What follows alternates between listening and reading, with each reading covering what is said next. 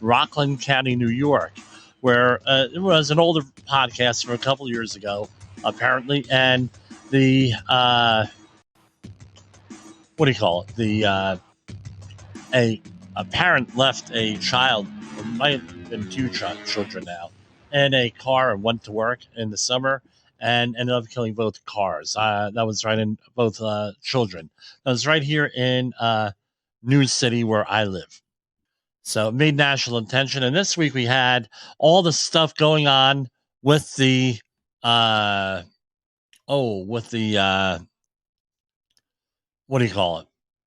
We had with the floods up in Rockland County. We're still getting a lot of reports on those. I'm probably going to take a ride up there, see what's going on in northern Rockland County, see how the recovery is going. I tell you what, it was a complete nightmare. Families from our church were impacted by this, and it's what are you going to do? Recover. Thankfully, no one got killed aside from one person who was swept away in the flood, unfortunately, and we'll go from there.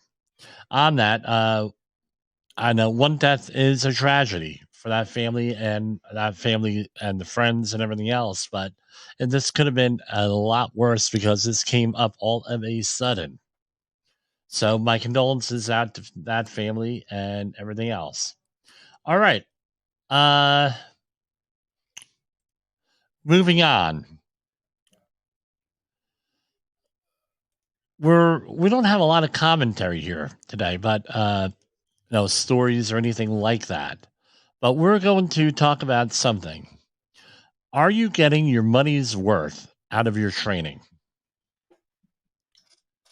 We all know if you're an OSHA outreach trainer, right? And what's the process of becoming an OSHA outreach trainer is that you have to go for a 1 week class and whatever standards you're dealing with. So if you're dealing with maritime, it's a 1 week class in maritime standards. Construction, a 1 week class on construction standards. General industry, a 1 week class on general industry standards. And then you take another, I believe it's 4 days to become a trainer. And every 4 years, you have to go for a recertification, which is 3 days. I forget exactly what the prerequisites are for this disaster response worker, but it's something very similar. One of them being that you have to be a trainer in one of the other disciplines before you're a disaster response trainer. At least that's the way it was. Now, we had a situation for a client who's a general contractor who ended up managing other contractors, subcontractors that were not their own. We'll leave it at that.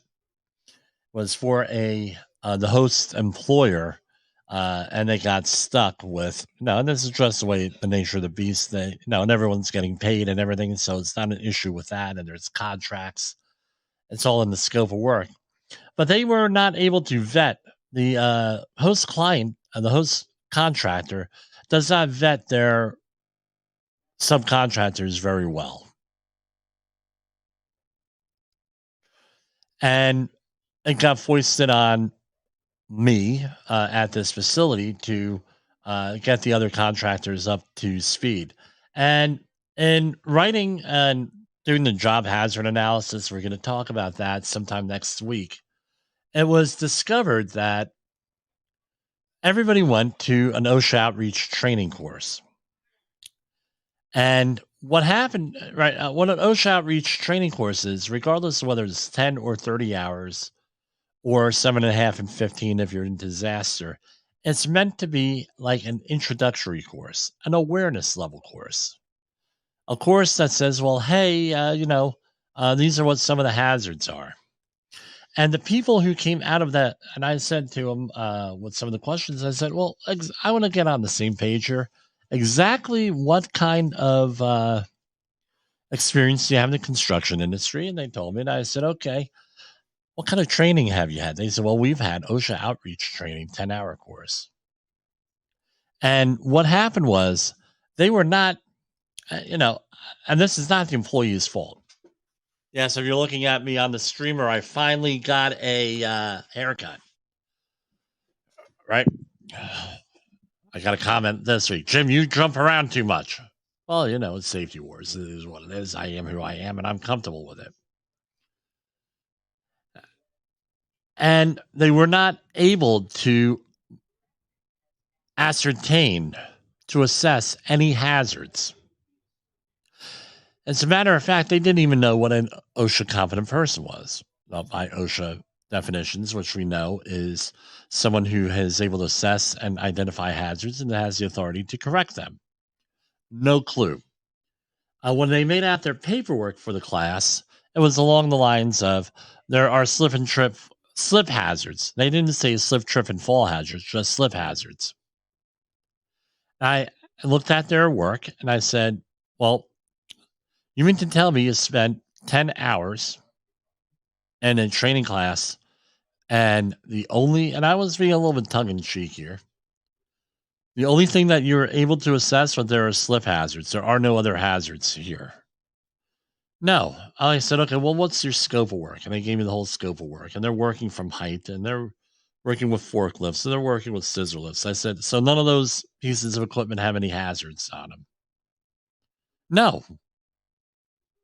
We're using those because to prevent a hazard. Okay, I get it. But you can fall off a ladder. Scissor lifts could fail. Some facilities require fall protection on scissor lifts. And we go on and on and on. So what the moral of the story is, and I suspect that these folks bought their certificates on the street, their outreach training stuff on the street. They're from the New York City area. That's a fairly common activity in New York City and Metro New York City. This project was in New Jersey for that to happen. But if they did not buy anything off the street, my question is, what value are you getting out of that training? Seems like a simple question. Are you getting that training just to fulfill a contract requirement? Are you getting that training to actually teach your workers some type of a skill and training skill, something like that? And something that you really have to ask, what do you want out of that training? And it came out at the end of it. I said, look, if they didn't teach you any of this stuff, any of these hazards or anything, I have to question you the training, who did the training and everything. Number two, what's the deal here? What? No, how can you go through 10 hours of training without learning anything other than slip hazards? Well, no, they're looking at each other. And I said, was it in the language that you can understand? Yes, it was. They mentioned the name of the trainer. I said, that's a very good trainer on there. I don't understand what happened here. I've worked with this person before. So this is what my question is with it. Are you getting value out of it? Are they actually learning a skill? Because if you're a trainer, you have to ensure people are learning some type of a skill out of that. Otherwise, it's just education. We could sit here and talk about education all the time. Education is not necessarily learning a skill. It's learning facts and ideas, things of that nature. And no, I just question it. The other thing is this: who's putting who in charge? Are the companies? Do they realize what is going on? No, who they're putting in charge? Who are they hiring? They don't care who they're hiring. That's always the thing. And in this case, it was a temp agency. So this is often what happens with temporary employment agencies. Temporary employment agencies, they say, well, we're getting hired by whoever the client is, and they're responsible for everything. Now, if you're a safety professional, does that fly with you? Doesn't fly with OSHA, because the worker has to be protected by someone. And you, in this case, you have a multi-employer job site. Everybody has their roles, and everybody could be held equally responsible. So this is, the type of dilemmas that we face all the time, and you have to be very gingerly about it, right? Gently. You have to care. And the way I approach this is, if your employer is not sharing this, and no, this employer is not a client of mine. If your employer is willing to do this and send you out there in the field without any equipment, without really any knowledge, or without any resources to work safely, and they're not giving you basic information like what's the job hazard analysis, OSHA reporting, no, scissor lift training, and all that, telling you to go on a scissor lift. What kind of employer you're working with, number one. And number two is that the kind of employer you really want to work for? That's what's going on. I'm going to go to commercial break right now because I have an important update for my son on a situation that he is involved in. Please hold on for, I'll be right back.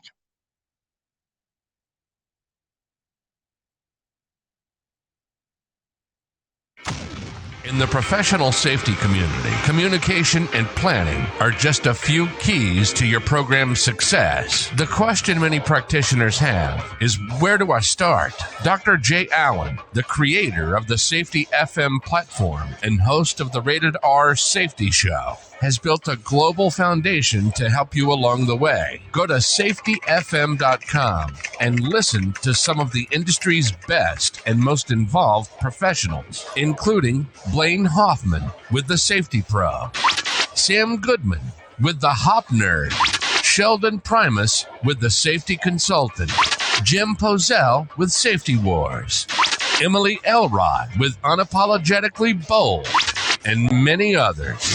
As individuals, we can do great things, but as a team, we become amazing. Dial into safetyfm.com today and surround yourself with a powerful force of knowledge and support.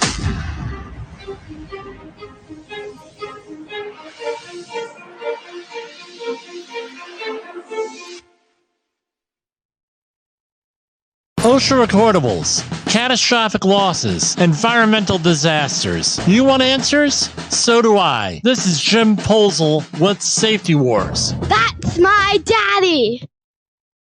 Yes, Jessica, I am your father. And what's the the daily message to those in the world of behavior-based safety? This is Safety Wars, broadcasting to our brothers and sisters in the occupied territory of behavior-based safety. Get out your secret decoder ring. Here is your nightly message. Learning is vital. Learning is vital. And yes, that is the lovely Mrs. Pozell there. Learning is vital. And that's what we're talking about here. When you're dealing with your training, are they learning something? I can tell you what, you're going to learn something from our training, 845-269-5772 or jim@safetywars.com. And that goes for anybody on this network of ours called Safety FM. Okay, we're really at the tip of the spear here with a lot of things. So we're going to mosey on over into our regular news and views. Death Valley threatens temperature records, but tourists keeps coming. Well, the thing is, I've been to Death Valley a number of times, way back in the day. My father and I took a vacation there. Rode our mountain bikes through areas of Death Valley, the areas that you're allowed to. I don't know if they even allow you to do that here, but temperatures, and it was a great time, right? Temperatures in the famously sizzling Death Valley National Park are predicted to equal or even break modern records this weekend, but that hasn't stopped the tourists from showing up. One of the things that they always say about Death Valley is that people want to go there in the hot weather because they're on vacation in the summer. They figure, well, if they're going to Death Valley, let's go there. If it's, when it's hot, so we can have something to talk about. I was reminiscing with my mother today. I said, Mom, you know what next week is the anniversary of? And she said, no. I said, our trip to Germany in 1983. I said, if you recall, that was the hottest summer on record in 1983 in Germany.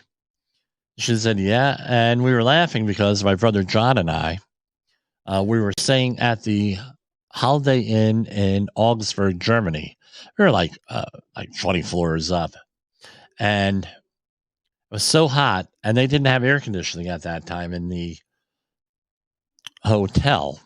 So what we ended up doing was taking the beds apart and putting them on the balcony because it was nice and cool outside, and you're like 20 floors up, whatever it was. So we were high up in there, and we were sleeping out on the balcony. And so we get up, we're getting ready. The tour bus is going to leave or whatever we're doing for that day in Augsburg. And John says, Jimmy, go outside and look down the hallway, see where the cleaning people are. So I go, John, they're 2 doors down. Okay, time to get up, Jim. Let's put the beds back together. So we're not talking to our parents about this.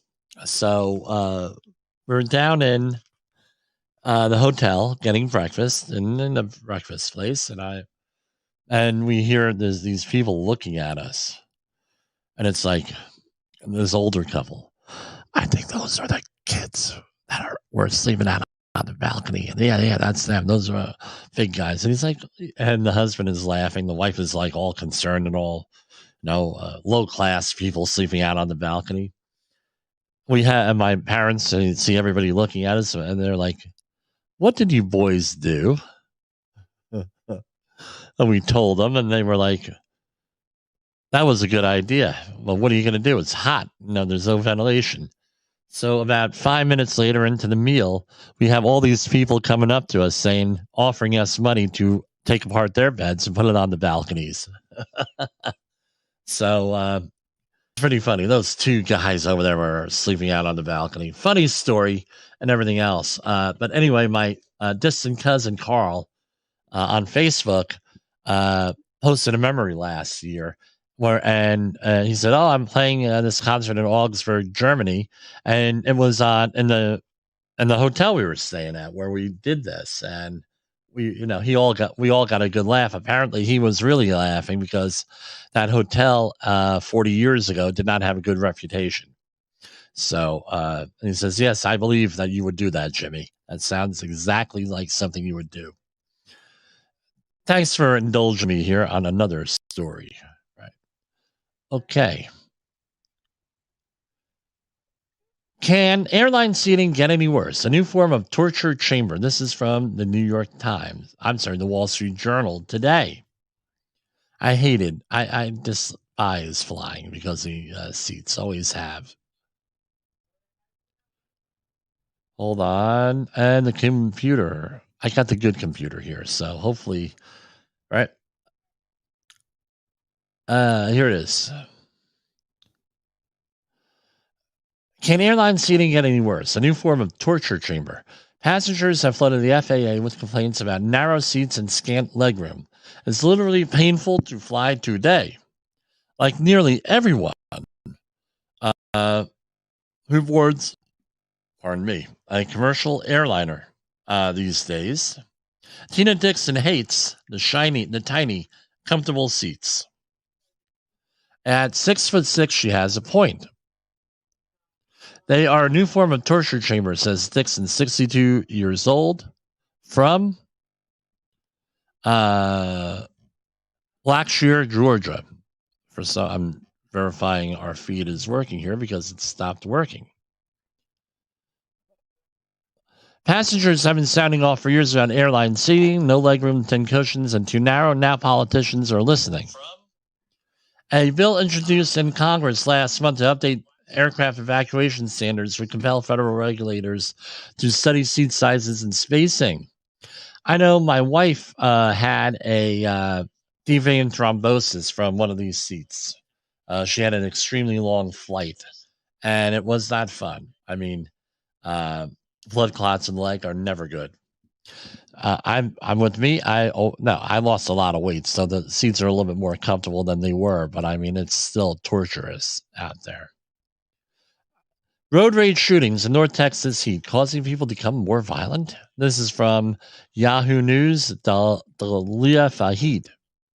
The number of road rage incidents has increased since the start of the COVID-19 pandemic, experts say, and we may be seeing even more with the extreme heat in Texas. On June 23rd, a road rage incident in Fort Worth led to gun violence near Southwest Loop 820. Then, a few weeks later, on July 10th, a woman shot and killed in a road rage incident in Hearst after a car almost hit the minivan she was riding in. The next day, on July 11th, a man was shot in the hand during a road rage incident. Tell you what, people are nuts out there. Don't engage anybody with road rage. People got to calm the hell down, man. Europe is too set to hit its hottest temperature ever within days, as 48 degrees Celsius double heat waves that are named after mythological guardians of hell leave continent boiling in sweat. This is Cerberus's Inferno. Right? So anyway, it's hot. It's hot all over.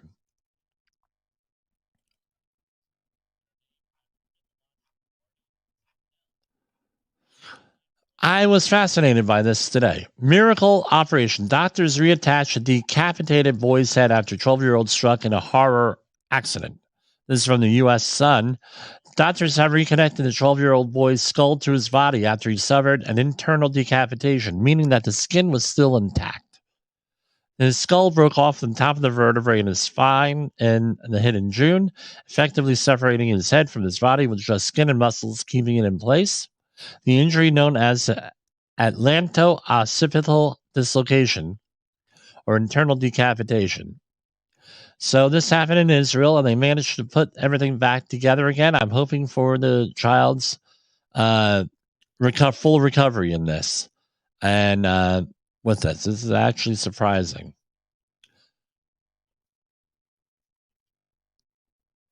This is from the Financial Times. I don't know if I have access to this now. Joe Riley is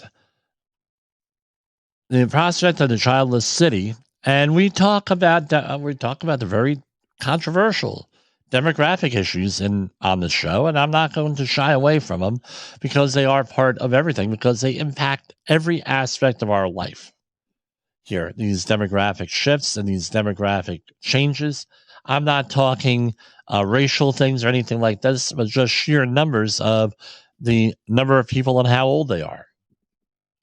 Joe Riley is charging ahead, the brisk face of a busy head teacher. The small heels of her ankle boots clip the echoing corridors of her school. Once in her office with its higgledy-piggledy piles of papers. And remember, this is England here writing this.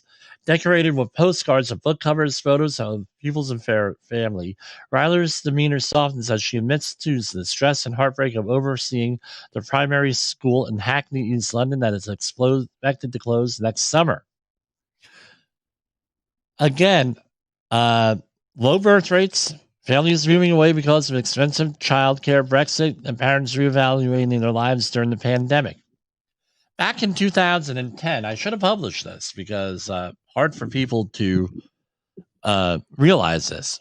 But I was a little bit ahead of the curve. I said people are going to finally realize one day what the hell is going on. They're going to have time to contemplate, and then they're going to be pissed, and there's going to be a problem. It should have been obvious to everybody. I think it was pretty obvious. I'm only stating the obvious. You could call me a certified safety obvious person. I don't know. It didn't come out right. But anyway, the real impact of the pandemic on top of the loss of life is people had time to contemplate their lives and what they were doing with them. And this is one of the outbreaks. We had low birth rates to begin with. And remember, this is the attitude from 5 years ago, low birth rates, right? Because children are 5 years old going into school. The pandemic is just going to compound that. And again, remember what goes into having children: schools, childcare, toys, diapers, everything that you need to take care of a child. So when you don't have the children there, all of those businesses go to Guvno. And that's something that I don't think was ever really realized or planned for way back in the when this population problem became a focus starting in 1967 or 68 with Paul Ehrlich's population bomb, or whatever the name of the book was then. What do you want from me? Safety is a lonely warrior. You got to be out there doing your thing sometimes, right? On fire.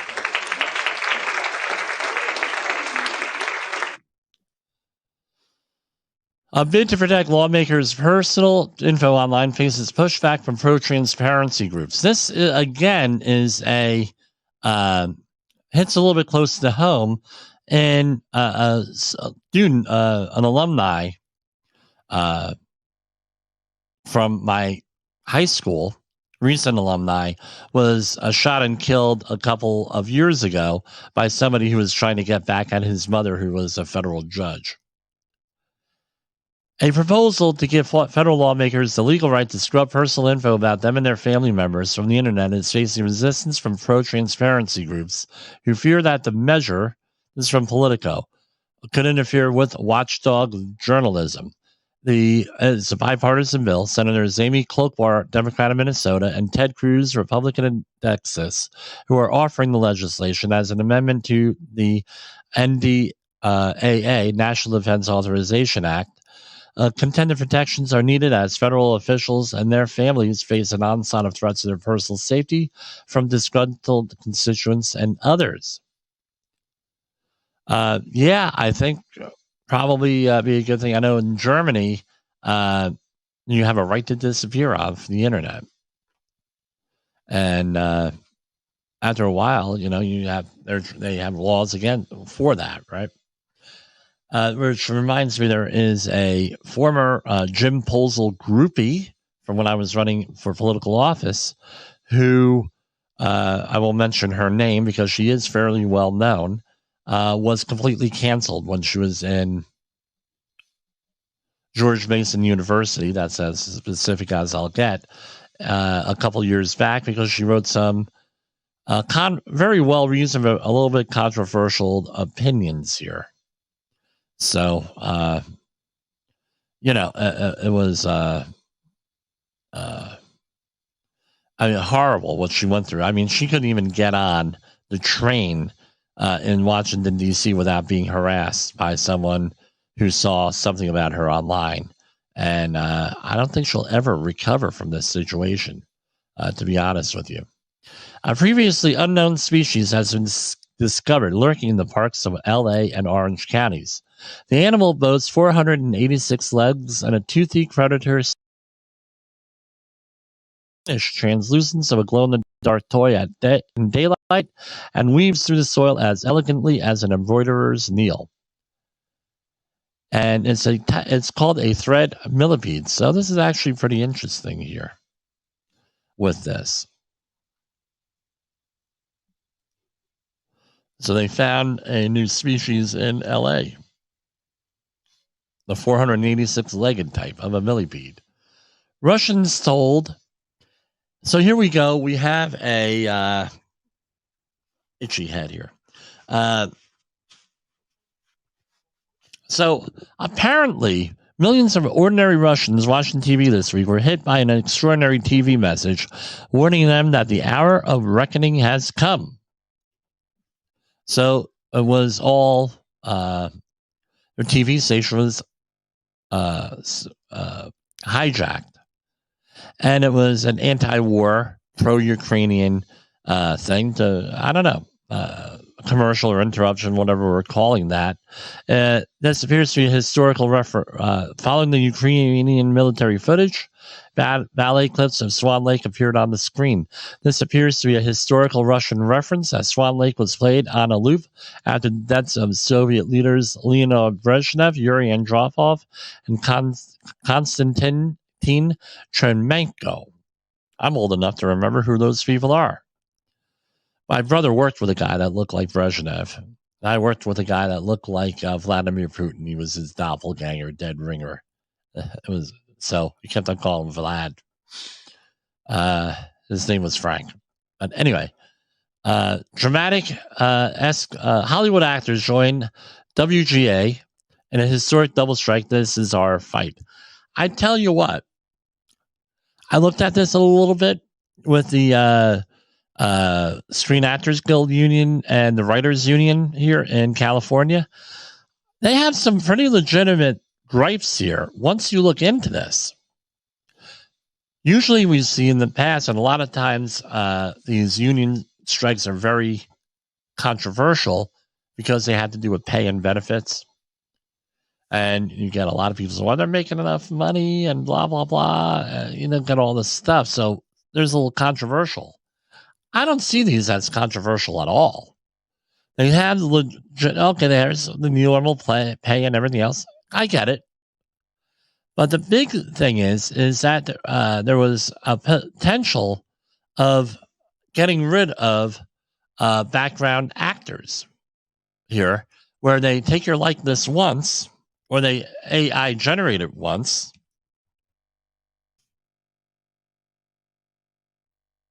right? And it was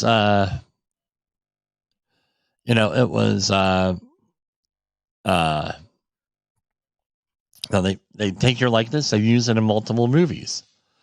And here I have here with a couple of things. One of the more commonly known ones is Peter Cushing, the British actor. He played what was it? He was a Moff in the Star Wars saga. He died in 1994, but he was in the later Star Wars movies. So in May 2014, and was there here we go. He died in 1994, but he ended up in Rogue One and subsequent movies there. Grand Moff is what he character was. I'm sorry there. I had to think of it. Again, dead for years. The first time it was recalled was when an actor, Oliver Reed, died 3 weeks before the end of the filming of the movie Gladiator. I remember seeing it in The Sopranos once Tony Soprano's mother passed away, and they had another actor in there, and they superimposed her face on the actor. Again, no, that sucks. But again, they no, they're reusing these people. A lot of times they're not getting paid or being paid at a lower end. It's a little bit creepy. We use software here for transcription. I'm not going to mention the name of the software that has the ability to read back in your own voice. We demonstrated it here. And also, there's also software out there where you can impose someone's head on someone else's body, and it could be a deep fake type of pornography. All this stuff has got to be worked out, and that's one of the things that's out there. What is the role of computer-generated stuff out there? CGI. What is the ethical boundary there? How do you get paid? Are you going now, rather than hiring background actors, are you just going to put background actors in there electronically? That is scary stuff, folks, out there with this. Now, shows like Star Trek have been dealing with this for many years. Another movie, The Running Man, the original Running Man with Arnold Schwarzenegger. That's another one. Who was it? The guy from Family Feud, Dawson, right? Richard Dawson from Hogan's Heroes. He was in that movie. It's one of those things. So let's go to another commercial break. I'm starting to lose my voice here. Is your safety training old, stale, and hackneyed? Is your safety trainer still preaching a warped version of behavior-based safety? How about safety training that actually addresses your hazards in your workplaces and is not standardized baloney from 25 years ago? Contact the Safety Wars team at safetywars.com or call Jim Posel at 845-269-5772. Remember, if you're receiving this message, you are the solution to unsafe workplaces. In an unpredictable world, one voice rises above the chaos. Meet Jim Posel, a seasoned safety expert who's navigated through some of the most dangerous scenarios, from anthrax, explosive cleanups, disasters, and numerous environmental cleanups, and lived to tell the tale. Now, he's bringing his wealth of knowledge, insights, and experiences to you through Safety Wars. From workplace hazards to the hidden dangers in your own home, Jim covers it all. With his engaging storytelling and expert analysis, Safety Wars isn't just a podcast. It's your guide to a safer world. Join Jim Posel and become part of the Safety Wars revolution. Available on Spotify, Apple Podcasts, YouTube, and wherever you get your podcasts and videos. Safety Wars. Your safety is our mission. I thought that was a pretty good commercial. I'm going to be updating some of these in the near future. Bear with me, folks. I'm working on some really big things. Mental health emergency rooms visits by teen girls spiked during the pandemic, according to one study.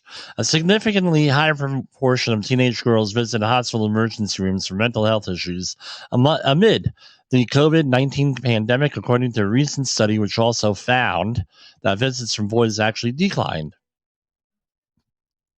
The July 12th study, published in the Journal of American Medical Association Network, looked at 4.1 million children aged 5 to 17 and their mental health emergency department visits. During the second year of the pandemic, such visits among teen girls rose by 22.1%. During the pandemic, children were cut off from their school friends and other peers while remaining isolated at home, some of them facing abusive parents. Yeah, right. Right. Let me comment on this. And my dear mother, has been having some of her health challenges lately. She spent 25 years as a school safety officer in Woodbridge, New Jersey, working for the police department.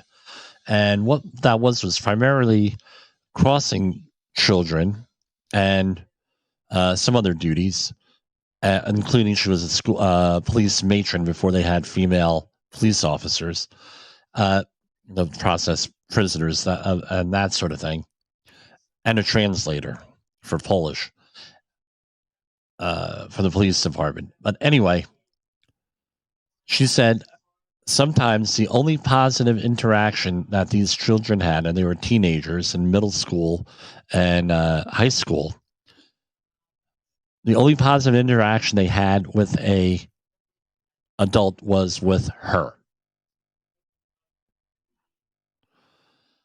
I mean, I up until a couple years ago, I was getting emails and texts through social media. Hey, how's your mother doing? Blah, blah, blah. She helped me out from a tough situation. My mother, tried to be a mentor towards some of these people. A lot of them were women, young women with problems. So I believe that a lot of times as school friends and everything, parents are the real positive, a parental figure, like a crossing guard, a favorite teacher. Anything that could be make all the difference in the world. Something that I tell my children, I tell myself. What do you see on these damn phones? Right? And I'm going to call them damn phones today. And on the internet, it's not real. All right? It's just not real. Everything produced. Everything. Minor production here. But literally everything is produced out there. There's a song by the rock group Styx back in the 1970s, The Grand Illusion. I can't play the song here because of copyright issues and royalties. But it goes something like this: Welcome to the Grand Illusion. All right, come on in and see what's happening. And it goes on through. This is don't be fooled by the radio, the TV, or the magazines. They show you a photograph of what life, they show you a photograph of what life should be, but that's someone else's fantasy. Here, with all the AI, video, audio editing, and everything else that we see out there, this is compounded. What you see on TV, what you see on the internet, what you see on social media, all the various types, it's not real, it's produced. These are edited selectively. My brother Eric went looking for a house recently, and he goes into the house, and he said, "Jim, I've been looking at this house for over 25 years. I'm waiting for it to come on the market. I love the house. Finally, it came on the market." He goes to look at the house, and he says, "Man, aren't they really freaking creative with the fisheye lenses and a good photographer? The house is falling apart, but in the pictures, it looked beautiful. They were photoshopped, beautiful lighting. Even here, I have lights. I have one light here, one light there. I also have portable lights that I don't have up right now, but when we add to the studio here, slowly but surely, we'll have them up. This is not real, and I think that's what part of this is with the teenagers. People have struggles out there. We all have struggles. I have struggles. Even the great Jay Allen, who has been very open with his struggles a lot of times at Safety Mystic on our network. Again, if you're contemplating suicide, don't do it. Get help. There's plenty of resources out there. Gotta trust an adult. It's not worth it. This stuff. Most of these problems that we suffer are temporary.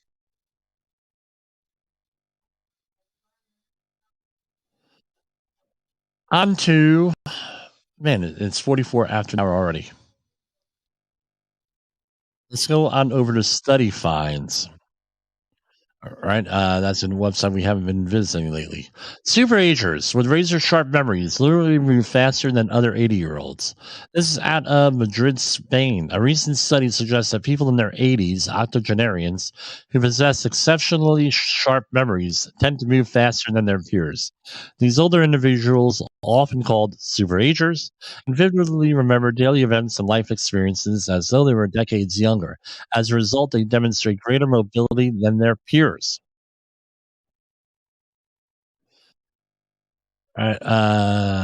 So better memory, lower rates of anxiety and depression, greater independence, and super performance on intelligence tests. So whatever you do, try to stay healthy. Try to stay sharp. Never stop learning. Right? Come on. You're not imagining it. Headlines show U.S. media bias is growing, study says. This is by John Ander, Alpha Study Funds, Rochester, New York. Does it feel like news headlines are intentionally designed to sow discord? It's not in your head. News stories covering both domestic politics and social issues are becoming more and more polarized along ideological lines, according to a new study by researchers at the University of Rochester. The team analyzed 1.8 million news headlines from major U.S. news outlets spanning 2014 to 22 to reach their findings. There was a groundbreaking master's project by a brilliant, eventual certified safety professional written in 2003 that did this with environmental issues and came to the same conclusions. Very similar. And I kind of wonder if people got a hold of that study that was done, and this, because it's about the fifth one that's come out like this. Led by Jubio Luo, a professor in computer science at the Albert Rendon Kopman Professor of Engineering The study authors made use of machine learning to analyze machine learning is AI to analyze news headlines across the country. Study authors explain that while there is a broad societal consensus that media outlets adopt ideological perspectives in their articles, earlier research investigating the differences among outlets were limited in scope and usually used small sample sizes. The introduction of machine learning, a branch of artificial intelligence, in this latest study allowed the research team to assess a vast sample of headlines over an 8-year period across 9 representative media outlets. I'm not going to mention who they are. Some of them are left wing, some of them are right wing, some of them are right down the middle. The project utilized a technique known as multiple correspondence analysis to gauge and measure the fine-grained thematic discrepancies between news headlines. The study grouped news stories into 4 categories: domestic, economic, social, and foreign affairs. From there, the study authors how left, right, and central media outlets differed in the language that they use across their headlines. Let's go down here. I might get into trouble. Let's go down. Okay, these are issues they report on that I really don't want to touch here because I'm going to get yelled at and screamed at.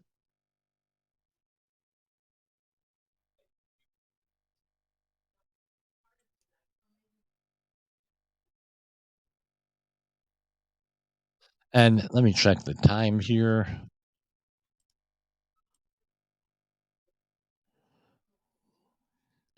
Okay.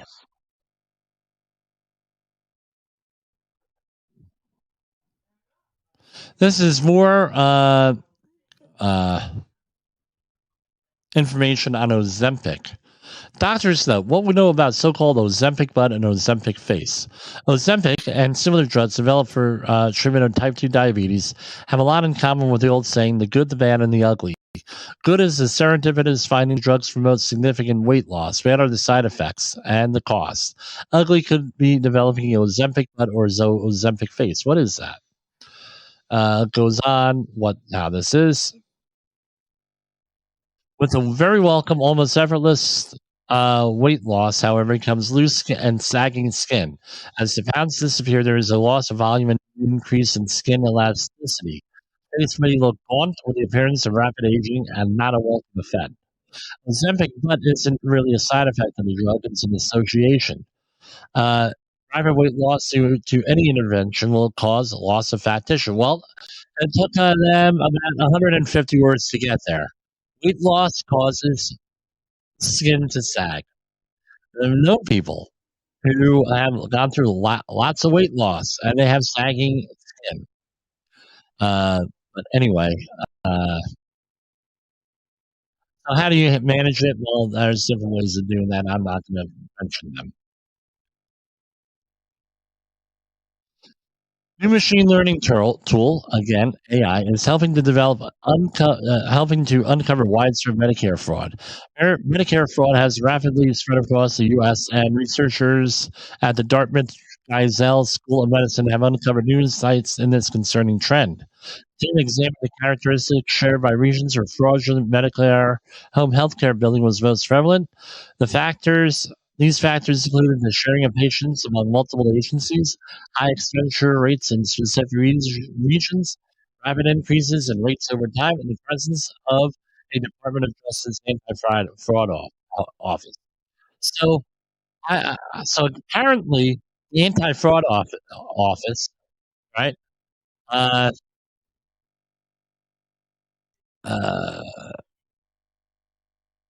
Indicated that there was areas of more fraudulent Medicare. Yeah, well, of course, because they're investigating them. I don't know. Gotta be kidding me. Home health care agencies play a crucial role in providing medical services to Medicare beneficiaries, such as skilled nursing in their homes. However, fraudulent behaviors have been observed, including unnecessary billing, kickbacks, and sharing of patient IDs by organized criminal organizations. Like I have one more thing to worry about. So what are you doing this weekend? Are you playing pickleball over the weekend? Well, as pickleball popularity booms, this is from study finds also, doctors urge players not to ignore nagging injuries. Pickleball is somewhat surprisingly the fastest growing sport in the United States. It It has a little bit of a history of about 60 years. It started in the Pacific Northwest. I believe it was Seattle. A cross between tennis and ping pong, pickleball has been sweeping the nation in recent years, with over 36 million Americans playing the game in 2022. That's a lot. That's like 10%. From a health perspective, uh, this racket paddle sport, in which either 2 or 4 players hit a plastic ball over a 3-foot high net, is a fantastic new way for many to stay in shape. Pickleball's name may be silly, and the activity itself isn't exactly high risk, but that doesn't mean there's no risk of getting hurt. Yes. Again, here you go. There was a survey done, and a third of Americans report actively avoiding any sports or physical hobbies due to nagging injuries, and about half, 49%, agree it's not worth seeing a doctor for sports injury they believe that will heal on their own. Okay.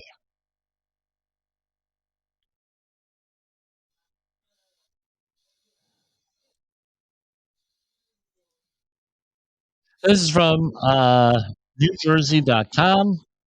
If this will open, we have a storm coming through, and it's not yet coming up. And we're at 8:53 here. What else do we have here?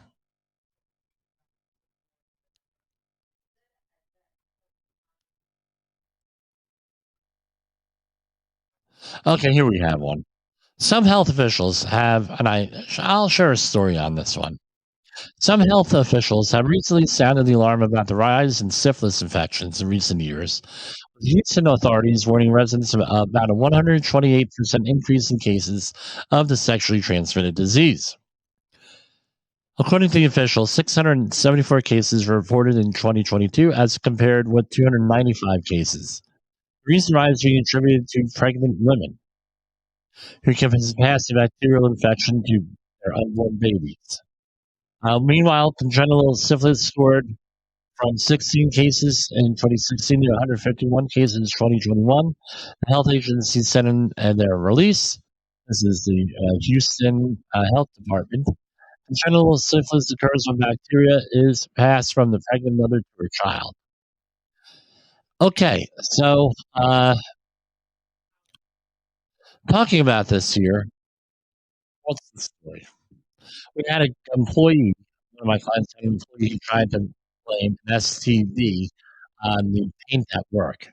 What happened was he was unfaithful to his wife, and he picked up an illness at one of his remote work locations and tried. And this is where it's really important that you go and have a good medical staff able to evaluate this stuff, because we sent him to a dermatologist, a specialist, and the dermatologist came back and said, he's trying to pull something here because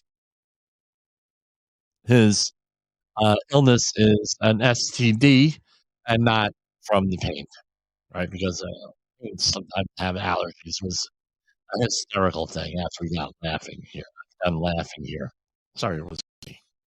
Had to be there. Let's finish off with this. The CDC used journal to promote masks despite unreliable and unsupported data. This is from, I'm reading this, I have a news article here, but this is from MedRxiv, the preprint server for health sciences. This article has been submitted for peer review. It's not finalized. An analysis of studies pertaining to mass and morbidity and mortality weekly report. That's a CDC report. Characteristics and quality of all, it's the Department of Health and Human Services report. And the quality of all studies from 1978 to 2023. This is from MMWR. Let's see. I'm going to read from the abstract here. Because the MMWR has substantial influence on the United States public health policy and is not externally peer-reviewed, it is critical to understand the scientific process within the journal. Mask policies during COVID is one topic that has been highly influenced by data published in the MMWR. The article is by Tracy Beth Hogue, Alison Haslam, and Vinay Prasad. What's the objective of the story? Describe and evaluate the nature and methodology of the reports and appropriateness of conclusions in MWR pertaining to masks. And a retrospective cross-sectional study was from 1978 to 2023. And they had different parameters here, and everything. What were the conclusions? MMWR publications pertaining to masks drew positive conclusions about mask effectiveness over 75% of the time, despite only 30% testing masks and less than 15% having significant results. No studies are randomized, yet over half drew causal, it's Friday night, and I've been doing this all week, drew causal conclusions. The level of evidence generated was low, and the conclusions drawn were mostly from often unsupported by the data. Our findings raise concerns about the reliability of the journal for informing health policy. So what does this mean? Government reports are often white papers, meaning they're not peer-reviewed. Rather than relying on the news media for reporting this stuff, you actually have to go in there. Get people who know what they're looking at. I would hope to know know what I'm looking at usually. See what these things say. Because I tell you what, the safety industry has lost a lot of credibility, and I haven't seen it coming back yet, at least on my projects, because of what they made people do during the pandemic with a lot of stuff. So we will see you next week, and I hope to release one program this weekend. For Safety Wars, this is Jim Holzel. The views and opinions expressed on this podcast are those of the host and its guest and do not necessarily reflect the official policy or position of the company. Examples of analysis discussed within this podcast are only examples. They should not be utilized in the real world as the only solution available, as they are based only on very limited and dated open source information. Assumptions made within this analysis are not reflective of the position of the company. No part of this podcast may be reproduced, stored in a retrieval system, or transmitted in any form or by any means, mechanical, electronic, recording, or otherwise, without prior written permission of the creator of the podcast,